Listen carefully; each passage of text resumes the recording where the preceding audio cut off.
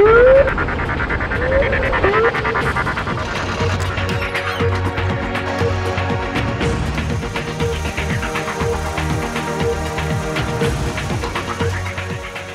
the doors of any hospital, one expects to find healthcare providers attending to the needs of patients and keeping family members informed about decisions made regarding their loved ones while delivering care with compassion and concern. I'm Dr. Al-Sanadi. How are you? You know, none of us can anticipate when the need will arise for us to turn to our healthcare system, yet we should be able to trust the hospital we choose to provide us with quality care when the time arrives.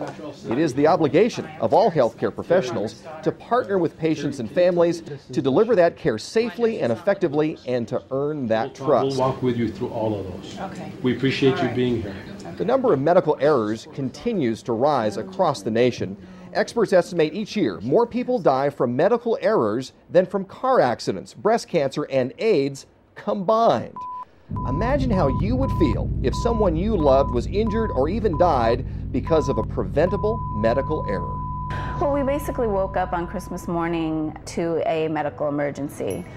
Carla and Marvin DeJean of Coral Springs were outraged when their son Sebastian was given too much medicine while under the care of health professionals.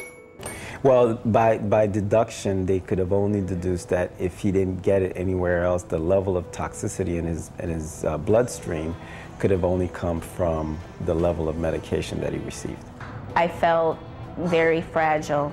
I felt violated, and I felt as if, you know, the 2 years that my son has been with us, that I had failed as his advocate and as his protector. What angered the DeJean family even more was the hospital staff's insensitivity to them as people, as parents, and as experts on their child's needs. I think that in my situation, I was made to feel like I was asking too many questions, as if I was maybe disrespecting the person I was dealing with. You know, even though the hospital is in the business of saving lives and taking care of lives, it's sort of like you're also in the hospitality business. You know, at the end of the day, like Carla said, when we leave that hospital setting, we're going to gauge it on a star basis. Sebastian DeJean suffered no long-lasting effects from this medical error, but it could have been avoided altogether if certain safety measures had been followed. Even though we were distraught, but we're very thankful that you know, the situation wasn't something dire. Sebastian turned out to be just fine. However, we felt that strong enough about the situation, not only to bring it up, but to also stress that we wanted to share our story to make sure that this situation didn't occur to other families. Margaret, you okay? I'm doing okay. Almost there. That's good. Okay. Terry, here's the door here. You can go in right here. You want to give You'll Mom be all a right, hug Mom. and kiss? Okay. I love you. Following a simple set of guidelines can lead to better, safer care with fewer mistakes. Before you lay hands on a patient, each and every time, explain what you plan to do. Positive patient identification is the first national patient safety goal and the first step in providing care safely. What's your name Margaret Smith, and your date of birth? 1341. Okay. Positive identification is imperative prior to any procedure, test, or administration of medication. And this means asking the patient to tell you his or her name, not asking him or her to verify it. Encourage patients and families to ask questions and really listen. You cannot afford to ignore or take lightly their need to know. So we're going to go ahead and do a needle stick in the groin, Okay. take a catheter up to your heart, Okay. and take pictures of the vessels of the heart. All right. If there's any blockages, we'll usually take a little balloon and metal stent and open it up. Okay. Take every opportunity to teach them and to learn from them. Open communication fosters partnering and will make errors less likely. I think in order for the patient to feel comfortable speaking up, that practitioner has to open up the communication for that to happen, and not to make the person feel like, okay, I know what I'm doing, step aside. Had an okay night? Yes, very good. Any pain anywhere? Nope. Treat them with respect. Remember, we provide a service, and in doing so, we need to practice good customer relations. Ask patients and family members often if there's anything you can do to make them feel better or make them more comfortable. Inquire about any concerns regarding the plan of care.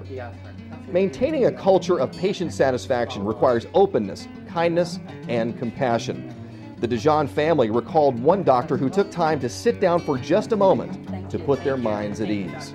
That doctor stayed in our minds because he took the time to just simply sit, shake our hands, I think, sat down, explain everything, and then walked out. Another national patient safety goal is to provide safe medications.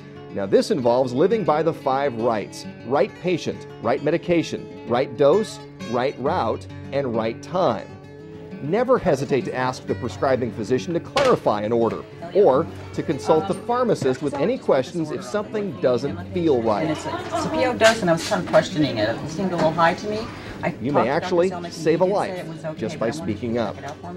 So don't be condescending, but try to understand where the patient's coming from and just listen.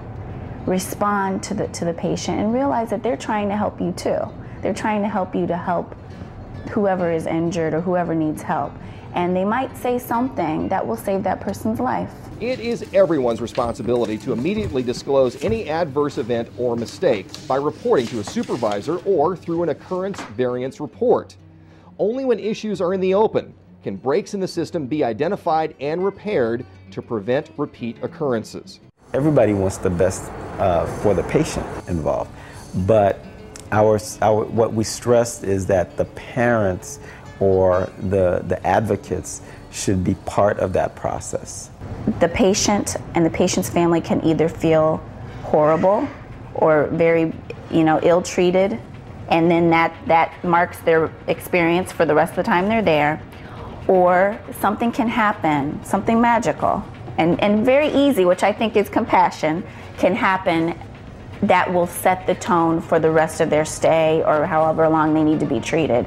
And that will change the way that person feels for the entire time. Having a balance would probably make you one very effective practitioner.